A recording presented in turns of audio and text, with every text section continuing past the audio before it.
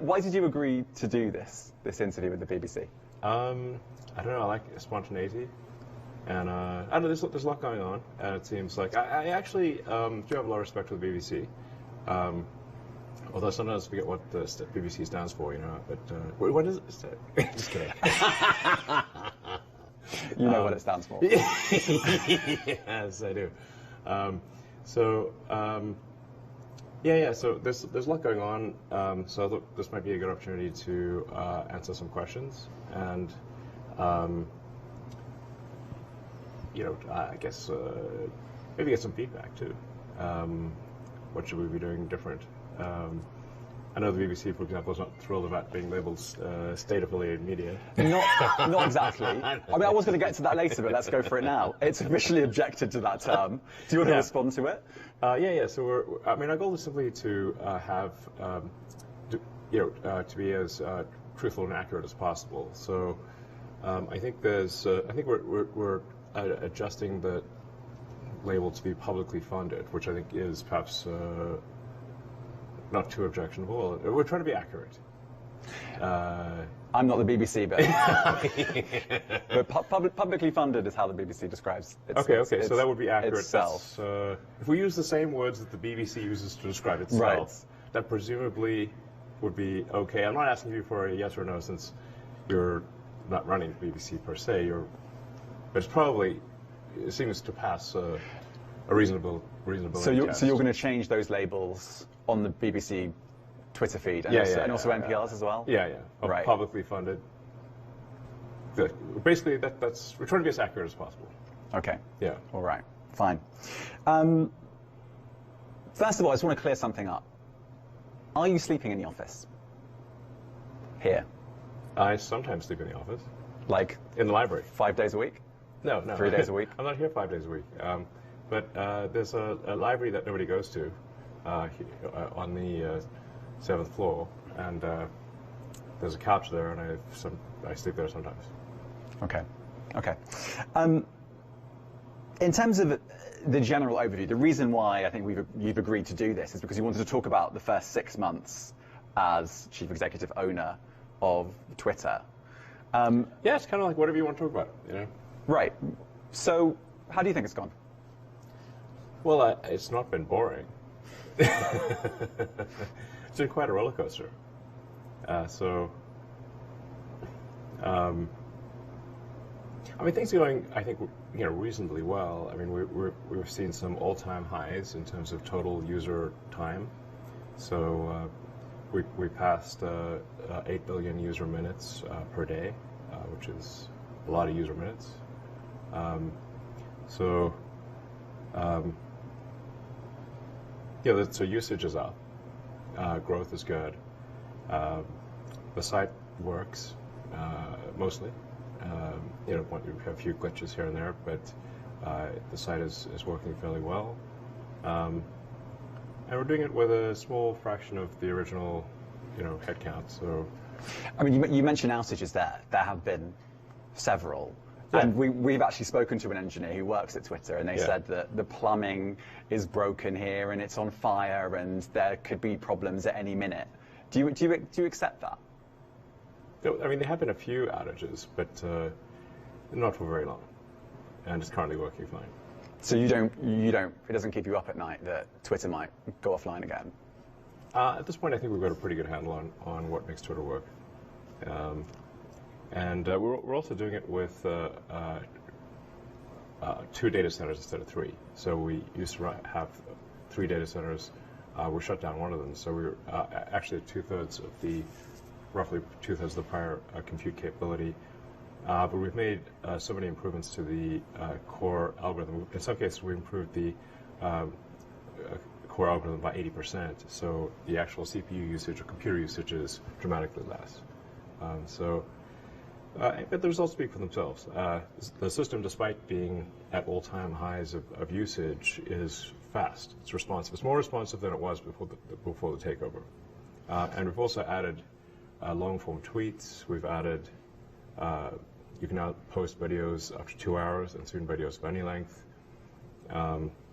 We're rolling out our subscriber programs so people can content creators can actually make a living on Twitter by having some of their content behind a paywall. And we open source the algorithm, so there's transparency about what tweets get shown, what content gets shown versus not.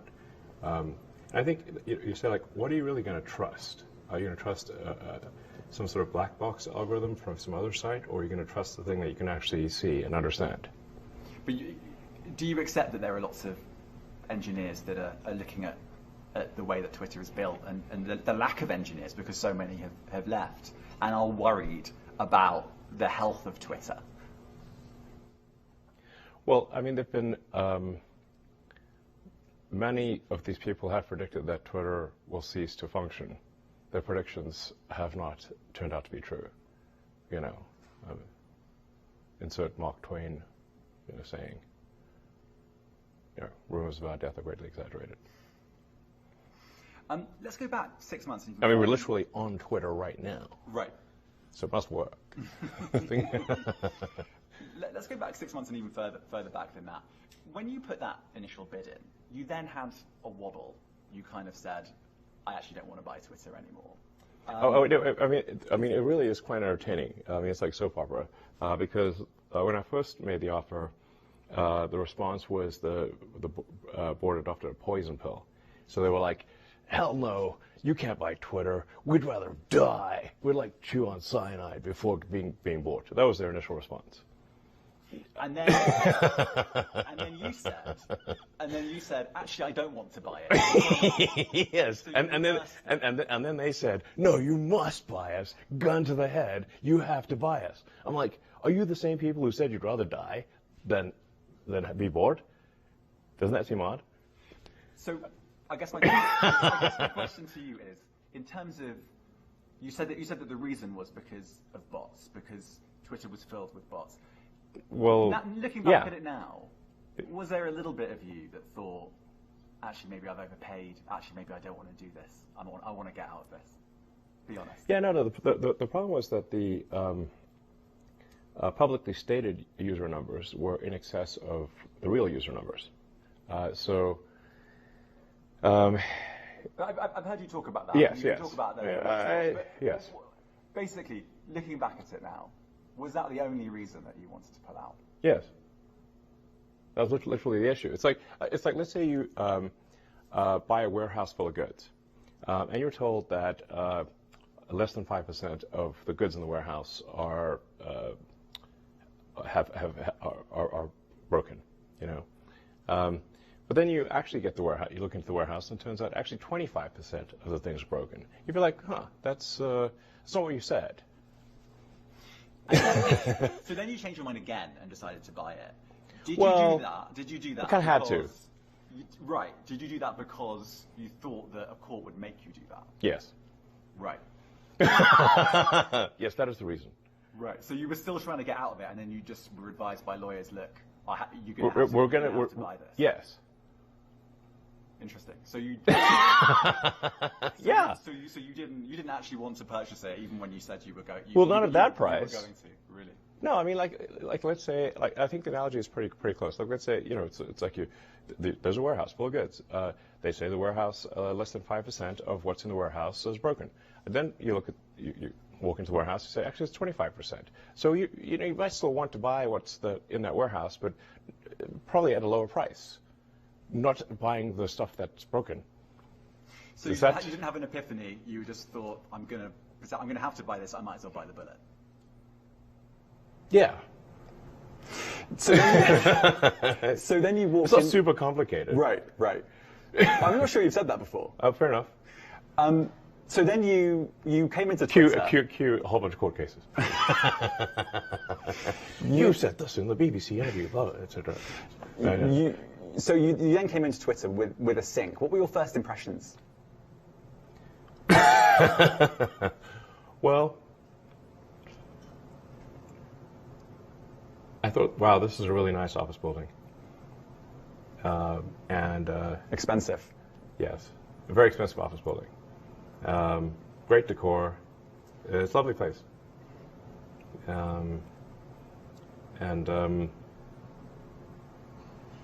I mean, and definitely is spending money like it's going out of fashion, which it isn't quite going out of fashion yet.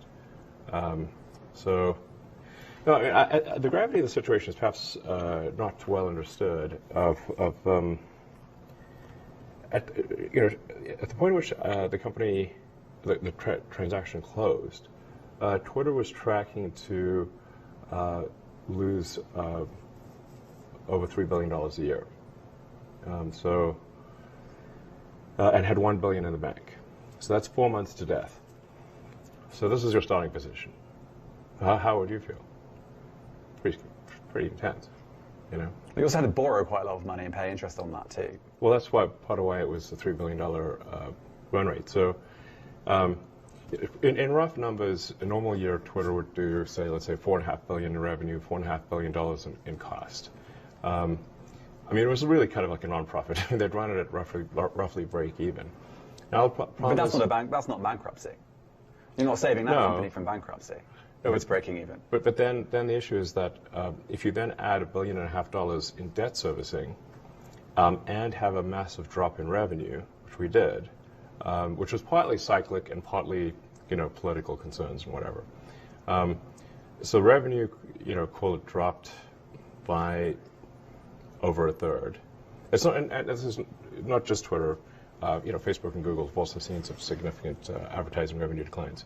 It's been a little higher at Twitter, but most of the advertisers are coming back. So I think we'll be back where there's a cyclic demand drop, which is still pretty significant.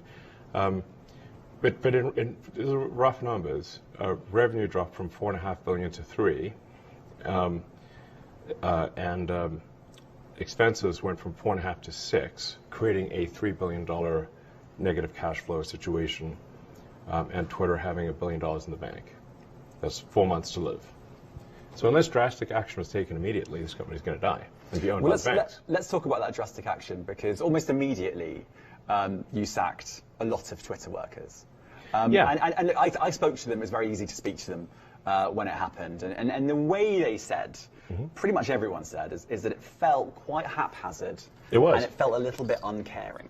I wouldn't say uncaring. The issue is like the company's either going to go bankrupt, or if we do not cut costs immediately, this is not a caring, uncaring situation. It's like if the whole ship sinks, then nobody's got a job. Right. Yeah. But a lot of people just lost their jobs like that. And they weren't. They didn't even know they'd lost their jobs off, and they were just so let me out ask of you, their accounts. What would you do? Well, you might want to give someone some notice. I mean, you might. By the way, I'm not running Twitter, but I know. But this is the criticism, and this is what staff members say. A little bit of notice. No, I understand. You have 4 months to live. 120 days. In 120 days, you're dead. So what do you want to do? How much are you worth? I don't know. But I mean, we're talking about around the $200 billion mark. I mean, it's not quite. You're framing it in a way that it had a few months to live. You're quite a rich man. I sold a lot of Tesla stock to close this deal. I did not want to sell the Tesla stock. Okay. Do you have any regrets on the way that some of the staff were let go?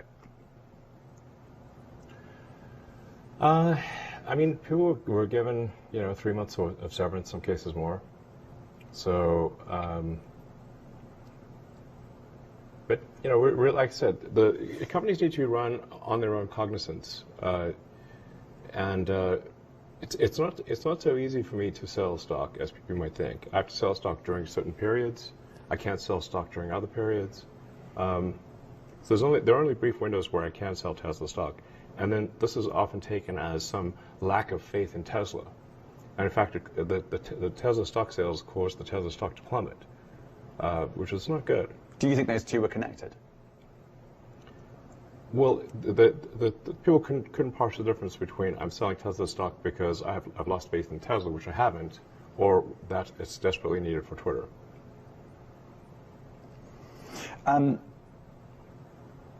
Okay, and then after that, after you let go of a lot of staff, obviously Twitter became slimmed down a lot, and then you started making some more policy decisions. One of those policy decisions was to bring Donald Trump back.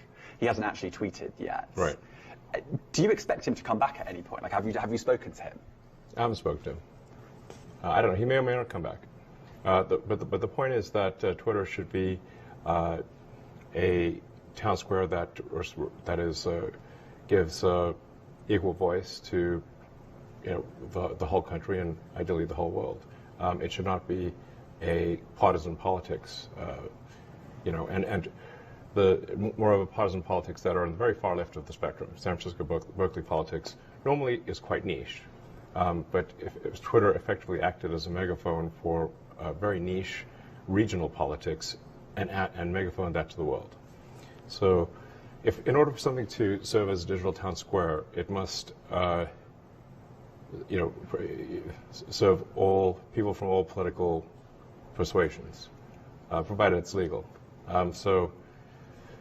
Close to half the country voted for Trump. I wasn't one of them. I voted for Biden. But nonetheless, free speech is meaningless unless you allow people you don't like to say things you don't like. Otherwise, it's irrelevant. And if at the point at which you lose free speech, it doesn't come back. I think the issue some people have is that a lot of people were brought back. I mean, some people were brought back who were previously banned for spreading things like QAnon conspiracies. You have people like Andrew Tate who were brought back, who were previously banned for things like hate speech. Do you think you prioritize freedom of speech over misinformation and hate speech? Well, who's to say that something is misinformation? Who's the arbiter of that? Is it the BBC? You're literally asking me? Yes. Well, no, you are the arbiter on Twitter, because you own Twitter. Yes, I'm saying who is to say that one person's misinformation is another person's information?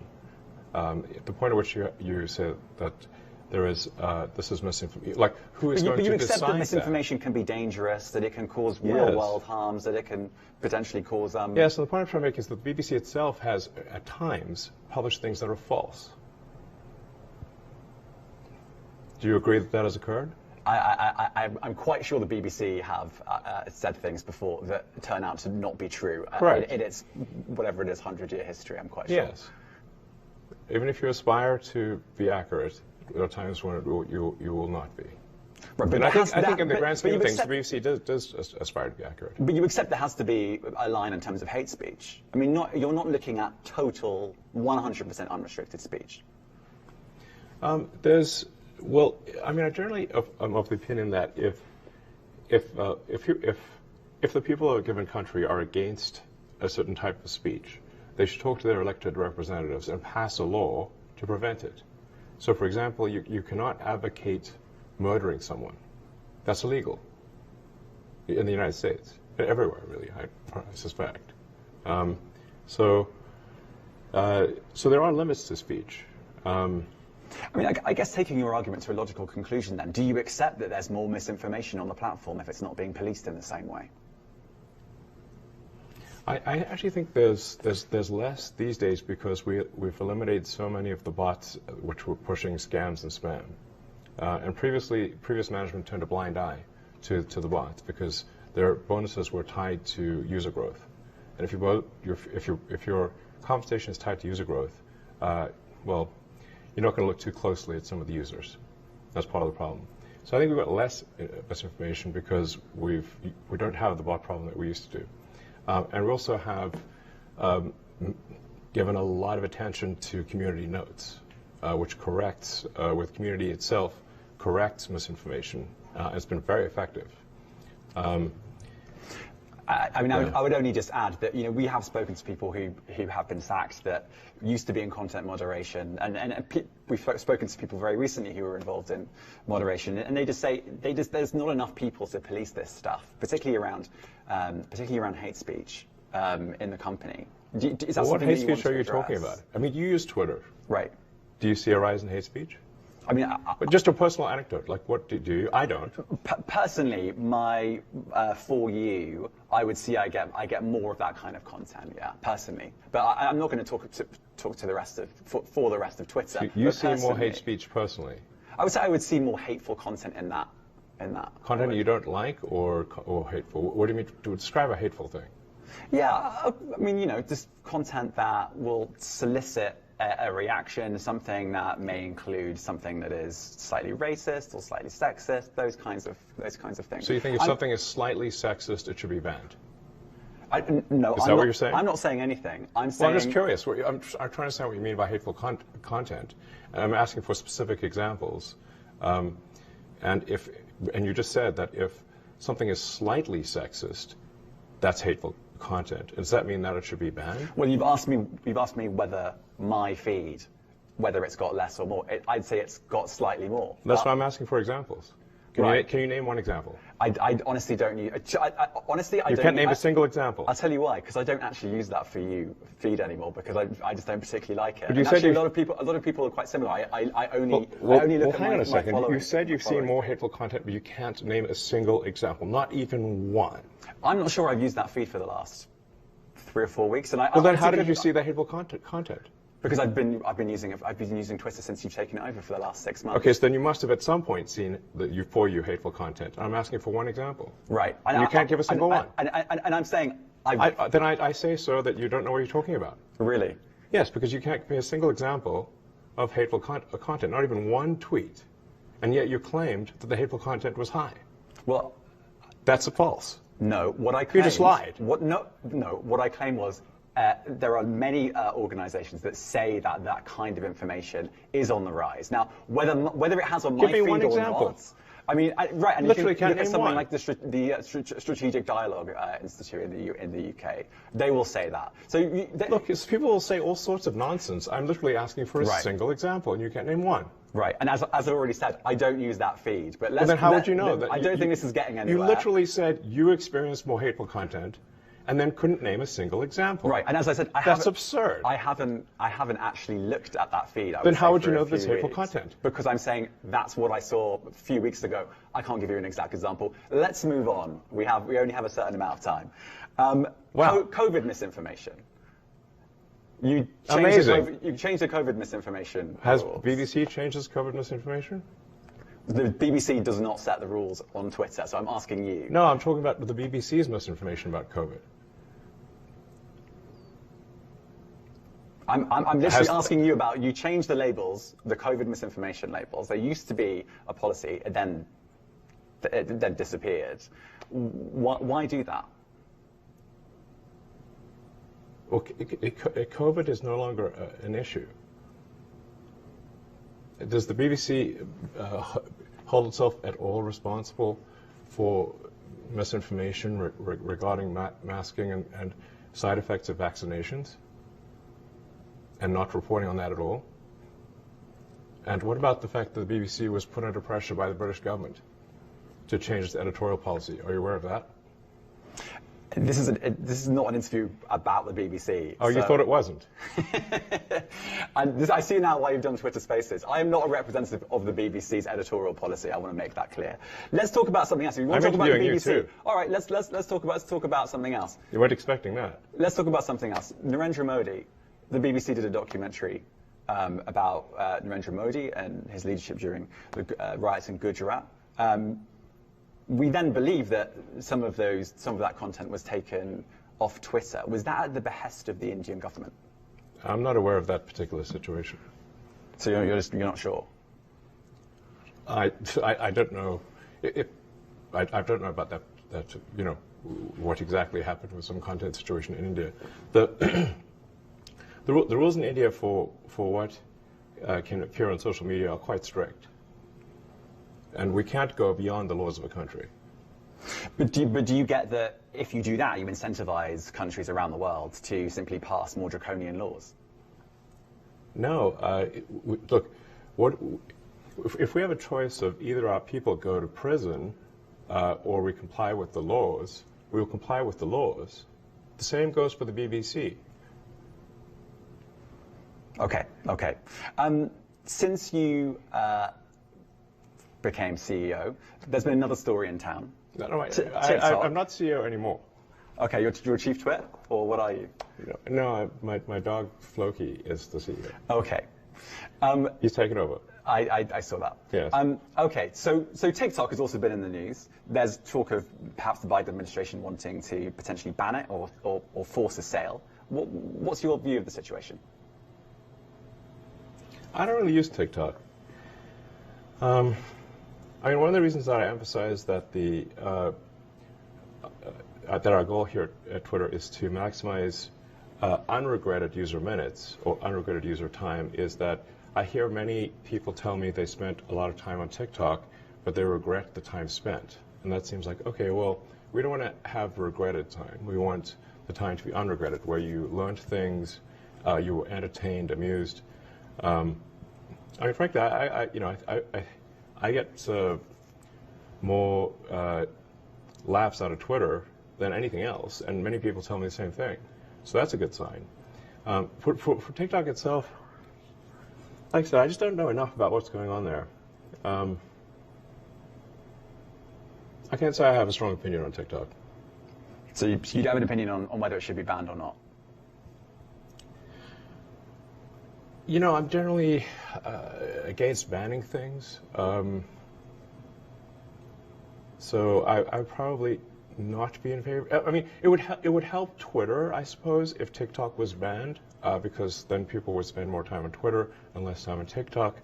But even though that would be even if it would help Twitter, I would be generally against banning of things. Okay. Do you feel sometimes that your many business interests might get in the way of you having opinion? I mean, for example, Tesla has major connections in China. Do you wouldn't have a certain opinion on something or feel uncomfortable about saying something because of your other business interests elsewhere? Do I look uncomfortable? Actually, I do. I look uncomfortable. Yeah, I mean, Tesla's got activities around the world, and so does SpaceX. You know, once in a while, those things do come into conflict. But it's not like Twitter's like, you know, operates in China. It doesn't. It was banned in China. So, and certainly I've received no communication whatsoever from the Chinese government with regard to Twitter. Okay. In terms of advertising, obviously Twitter's not a private company anymore, so we don't really know how it's all going. Have all the advertisers come back? Not all, but most. And you can see it for yourself on Twitter, even in the For You feed. Right. I mean, following. In the following feed. Don't use For You because it sucks. Right. Filled with hate speech, I'm told. That's not what I said. Okay, fine. Well, why don't you use For You? What's wrong with it? How is it going? Is Twitter in profit now?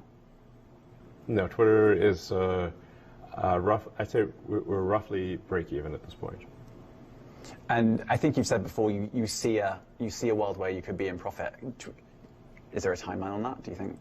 I mean, depending on how things go, if current trends continue, I think we could be profitable, or, I mean, I'd say, to be more precise, we could be cash flow positive this quarter if things keep going well.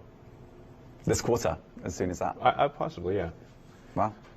And do you have a message for the advertisers? I mean, can you say which advertisers haven't come back? I think almost all of them have either come back or said they're going to come back. There are very few exceptions. Can you say any of the exceptions? I actually don't know of anyone who said definitively they're not coming back. They're all sort of trending towards coming back.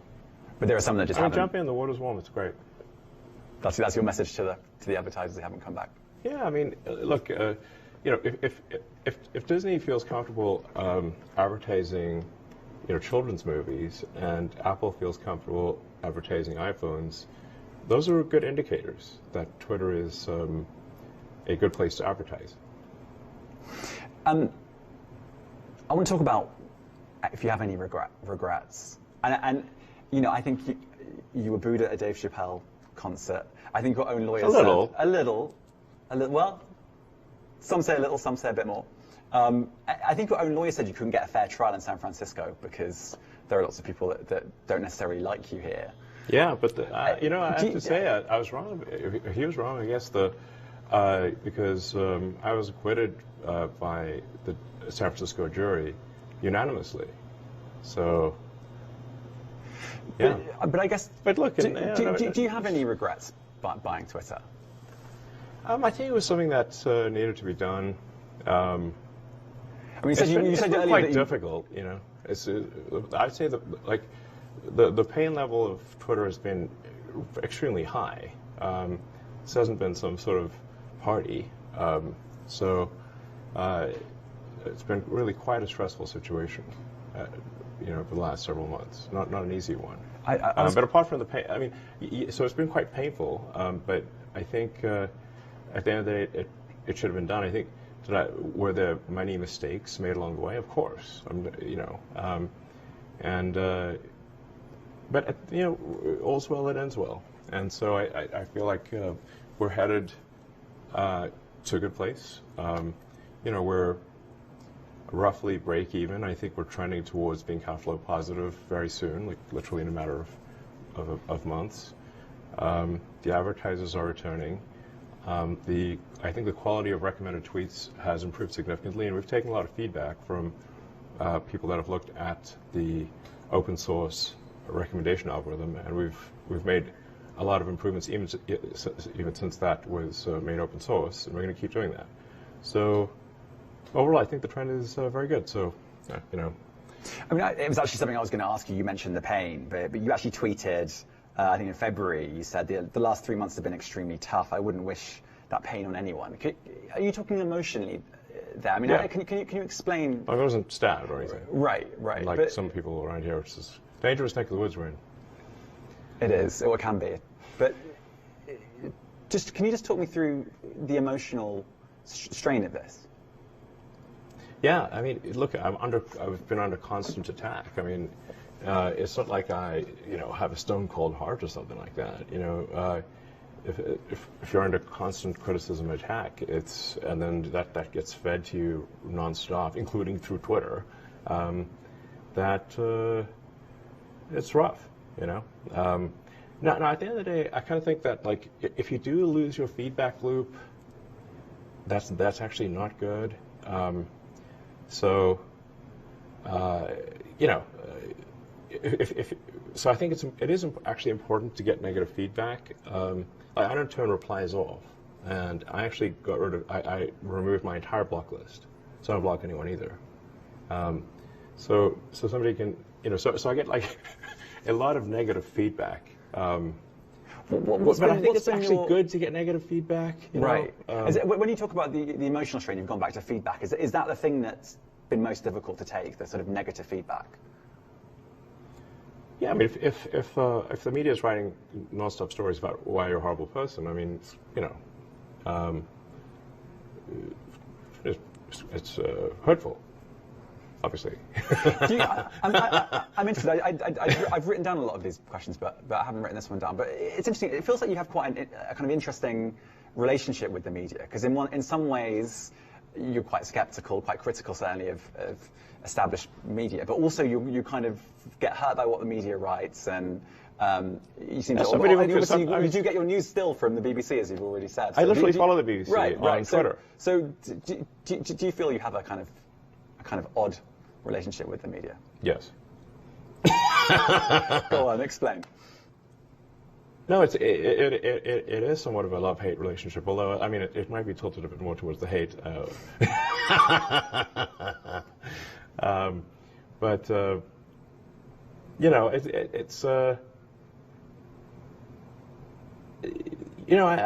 think this is sort of part and parcel of having a free media situation, which is that I do take heart in that the media is actually able to trash me on a regular basis in the United States, the UK, and whatnot. Whereas in a lot of other places, media cannot say mean things to powerful people. Okay. But I think it's better that we have a situation where the media can say mean things to powerful people. If we're talking about the media, let's talk about verification labels. You obviously want to create another revenue stream that's subscription-based. Is verification the way to do that? Because we have a kind of a situation at the moment where the New York Times doesn't have a verified badge, whereas anyone else who can pay whatever few bucks a month can. Can that be right? Is that what you envisaged when you bought Twitter? I must confess to some delight in removing the verified badge from the New York Times. That was great. Anyway, they're still alive and well, so they're doing fine. But on a serious note, it could flame disinformation again if you have verified accounts that are from anyone who can pay money. They go up to potentially the top of feeds. They get more action on Twitter, and traditional media that may not pay for verification doesn't. Do you see how that could potentially be a driver of misinformation? Well, I mean, I think the media is a driver of misinformation much more than the media would like to admit that they are. I mean, that's a different question. Yeah, but you are sort of saying like who knows best, the average citizen or someone who is a journalist. And I think in a lot of cases it is the average citizen that knows more than the journalist. In fact, I mean, very often when I see an article about something that I know a lot about, and I read the article, and it's like they get a lot wrong. Sort of the best interpretation is is someone who doesn't really understand what's going on in industry, has only a few facts to play with, has to come up with an article. It's going to be, it's not going to hit the bullseye. So then, like, generally, this is how I explain this to other people. If you read an article about something you know about, how accurate is that article? Now, imagine that is how essentially all articles are.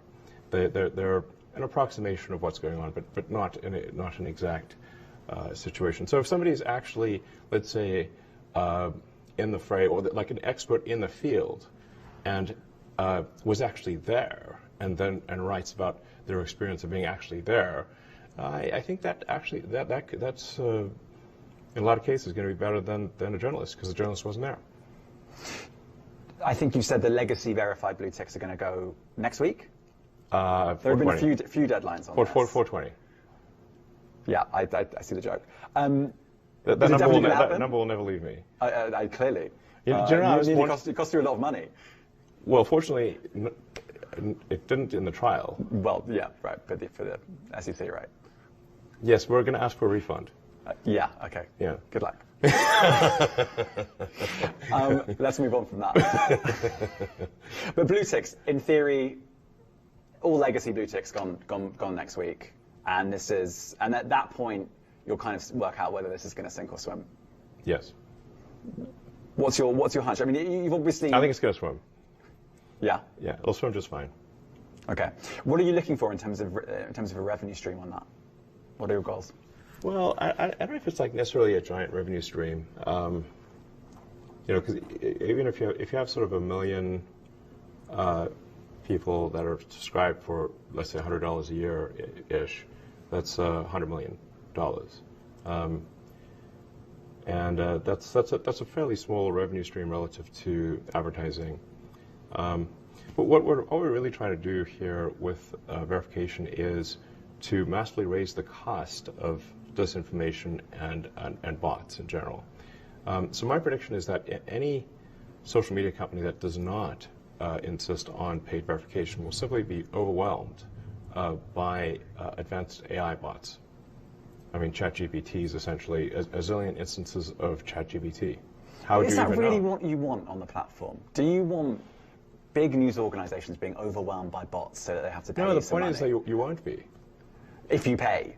But a lot of organizations have already said they're not going to pay, like the New York Times. Well, then, that's up to them if they, can make them pay.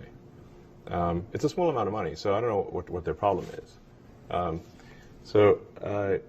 But we're going to treat everyone equally. So what we're not going to do is say that there's some anointed class of journalists who are the special ones who get to tell everyone what they should think. That it should be up to the people what they think. And even if an article is completely accurate and comprehensive and everything, there's still, in writing that article, the media is choosing the narrative. They're deciding what to write an article about. So I'm hopeful that this can be more a case of the public choosing the narrative, as opposed to the media choosing the narrative. But the media can choose the narrative, at least a combination of the media and the public choosing the narrative. And the public getting to weigh in on stories if they think they should add something to it, or we got something wrong. And over time, I think if Twitter is the best source of truth, it will succeed. And if we are not the best source of truth, we will fail. Someone comes in and offers you $44 billion for Twitter right now. Would you take it? No. Would you consider it? No. Why? Well, I take it back. It depends on who. I suppose if I was confident that they would pursue, they would rigorously pursue the truth, then I guess I would be glad to hand it off to someone else. I don't care about the money really, but I do want to have some source of truth that I can count on, and I hope that's our aspiration with Twitter, is to have a source of truth that you can count on. It's also real time. It's an immediate source of truth that you can count on, and that gets more accurate with time as people comment on a particular thing. Well, if you don't care about the money, you could just give it to someone that you think is a good person to run Twitter. Who do you think that might be? I'm not the boss of Twitter. No, but you might still have an idea. Who could run Twitter? Yes. Honestly, I have no idea who could run Twitter. Yeah, it's a hard job. Okay, let's move on to. You said that you were going to stand down as I already have. chief executive, right? Okay. I keep telling you, I'm not the CEO of Twitter. My dog is the CEO of Twitter. Okay. Have you got any? It's a great dog. Other than the dog. It's very alert, and it's hard to get anything by him. Okay, that's good to know. Other than the dog, have you got any successes in mind? He's got a tail turtleneck. I mean, what more do you need? Okay. All right. We're going down that route.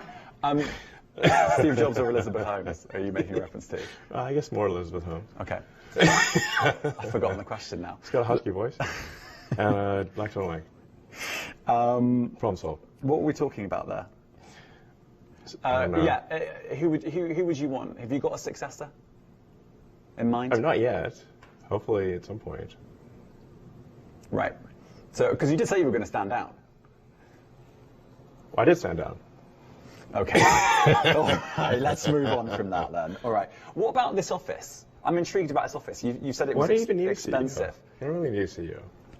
Yeah? Yeah. Why can't we be an anarchist syndicalist commune?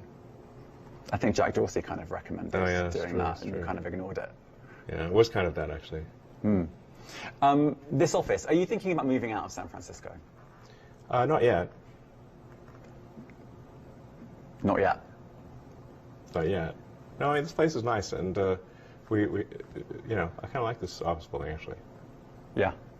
Okay, so you're not, because I know you've talked about there's been high levels of crime here. You actually said at one point. I think we should do something about the crime. Right. People are dying. Right. We should take action. You've also talked about how potentially, I think you might have been joking, but you could turn this into a homeless shelter. So I guess the reason I'm asking is, you've we tried to turn it into a homeless shelter, and the building owner rejected it. You tried to. Yeah, they won't let us. Which bits have you tried to turn into a homeless shelter? We're only using one of the buildings, and so the other building could be a homeless shelter.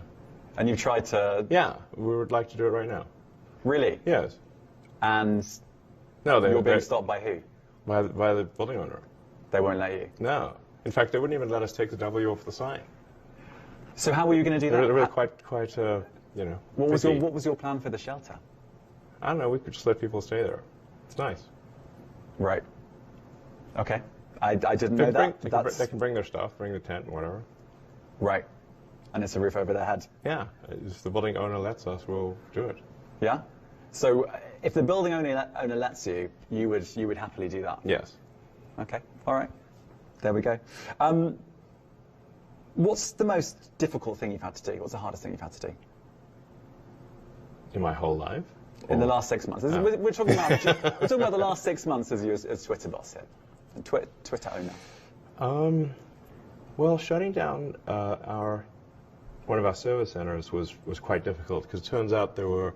I thought the service centers were redundant, but there were in fact a lot of things that were hard coded to this one service center, and so when we shut it down, we actually it was quite catastrophic. We lost a lot of functionality, which sort of really rushed to put it back.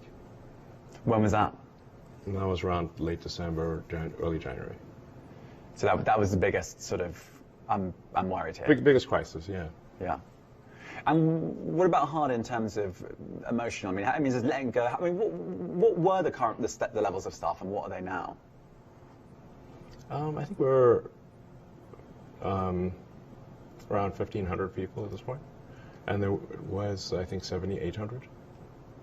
What was that? Sorry? I think it was around just under 8,000, and 8, we're about 1,500 right now. Okay. And has it been hard letting that many people go? Yeah. Not fun at all. It's painful. I mean, I guess in what way do you feel like you need to speak to people when they leave, or? I mean, it's not physically possible to speak to that many people. Has that? I mean, you talked about that being the most technical bit. Has that been sort of the hardest thing emotionally, or is it? It's one of the hardest things, certainly. Yeah. Yeah. The Nancy Pelosi tweet. Leave it alone. Jesus. But there have been. That is an example of a few. There have been others. Do you feel like you're an impulsive person? I mean, have I shot myself in the foot with tweets multiple times? Yes. Do you feel like I need bulletproof shoes at this point? You've definitely done that. The issue is that you're now a Twitter owner. Do you feel like you should look at your tweets more? You have a higher responsibility when you tweet something out for it to be accurate? I think I should not tweet after 3 a.m. That's the rule. Yeah, well, maybe 2 a.m. That's the new rule. Yeah, something like that. Okay, so there's a blanket ban. I shouldn't. What are your Twitter rules? I mean, I've heard some people say never tweet when you've been drinking, or never tweet when angry. What are your Twitter rules? Well, I think those are two good rules. Yeah, don't tweet if you're wasted, or really upset about something. Yeah, probably. I mean, a good friend of mine actually had a good suggestion, and it has helped, which is that if you're going to tweet something that maybe is controversial, save it as a draft and look at it the next day and see if you still want to tweet it. And that has been a good rule of thumb. Okay. So I've got a bunch of things in my draft folder that I'm glad I didn't send. I can't remember whether I've asked you this. This is my sort of wrapping up at this point. But yeah, do you have any regrets? I mean, one can always, like, hindsight's 20/20, so that, a bunch of decisions that could have been made better for sure. But as I said, all's well that ends well, and things are going pretty well. So in the grand scheme of things, I can't complain. Okay. I'm going to just check my list of things to make sure I've actually asked. I mean, maybe this is something that people on the Twitter want to say. Ask, we can ask them. That's on you. That's on you. There's 680,000 people listening. There you go. That's a lot. That is a lot. Let's see. How do we see? Okay. Let me see who. I'll just look at my tweet and see what people are saying or what questions they have.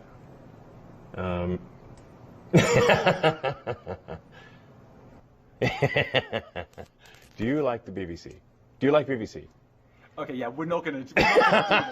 Oh, I can't interview you. Obviously, I work for the BBC. But do you like BBC? I know. I see what you're doing. I'm not going to respond to that. Okay, I think we can finish the interview there. If you want to continue, thank you very much. Well, for come doing on. this. I really appreciate it. Sure, you like BBC. Come on. I'm not engaging. All right. Elon, it honestly has been a pleasure talking to you. It really has. And if you want to carry on answering questions on this, then go for it. But I'm not going to.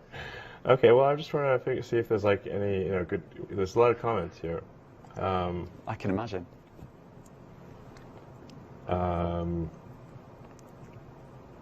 There's so many.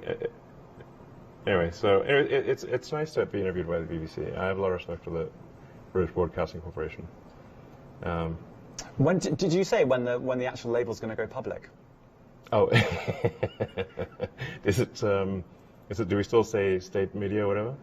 Oh, it says government-funded media currently, as opposed to publicly funded media. Well, I guess probably we can make that change tomorrow if you like. It's up to you. I'm a journalist. It's up to you. But we'll expect that tomorrow. I mean, do you have any requests on a personal level, or you can't speak on a personal level? No, I don't. Okay. Yeah. I think we've established that. Go on, what questions are people asking you? Go on. I mean, there's like a lot of comments. Let's see.